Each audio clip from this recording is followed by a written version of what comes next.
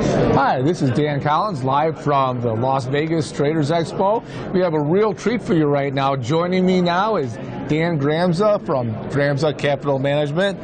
How's it going, Dan? Okay, Dan. Good to see you. Yes, we've been going to these conferences for more than a decade, so it's a real treat for me. And earlier in the day, we had been talking about some macro trading and how events overseas can affect markets.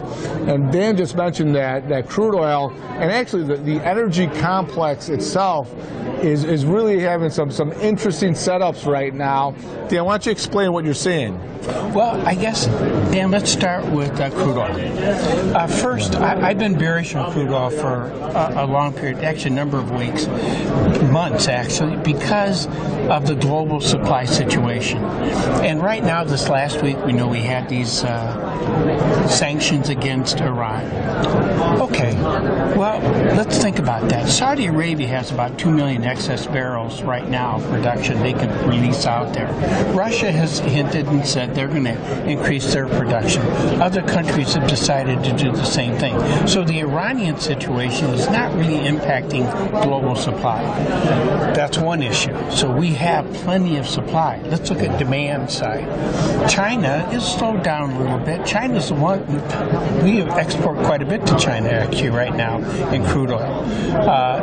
But they've tempered it down a little bit. So global demand is not heating up.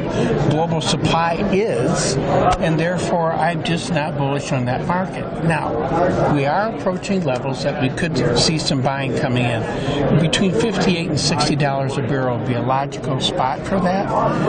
The other thing I think you and I want to watch is the U.S. dollar. You know, the U.S. dollar has a big impact on these crude oil countries, producing countries, because it's traded in U.S. dollars, as you know. So I'm a producing country. I get paid in U.S. dollars. I go to the bank to turn it into my currency. If the U.S. dollar is weak, I get less of my currency. So if the U.S. dollar starts getting weaker, we may start seeing stronger crude oil prices. Yeah, and I think we wrote about this in the magazine several years ago when crude oil first came down, because there's a lot of confusion.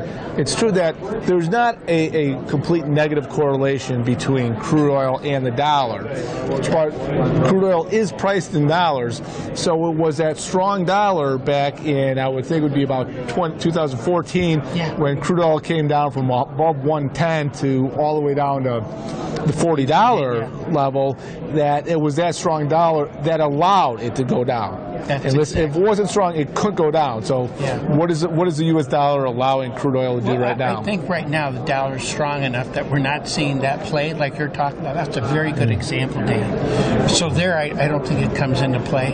It also doesn't come into play so much in natural gas, which is another part of the energy complex you and I could talk about if you like. Yeah, we can do that. I was going to ask you a question. We were talking about Russia and Saudi Arabia. The outlier why over the last couple of years that people said was that OPEC had cut production along with Russia with them. The fact that held up was the outlier, because even though they've had agreements in the past, they haven't always held to them. Totally agree. I think OPEC is one of the weakest cartels out there. What they say at the meeting is not what they typically do. Except this time, you're right, this is unusual. And now Russia is kind of breaking ranks. Even when they said we're going to cut production, Russia started increasing some of their production before the expiration date. So, you know, they're not a part of OPEC, and they do march to the beat of their own drum, and we're seeing evidence that they're going to be doing more of that, I think, in the future. That's interesting.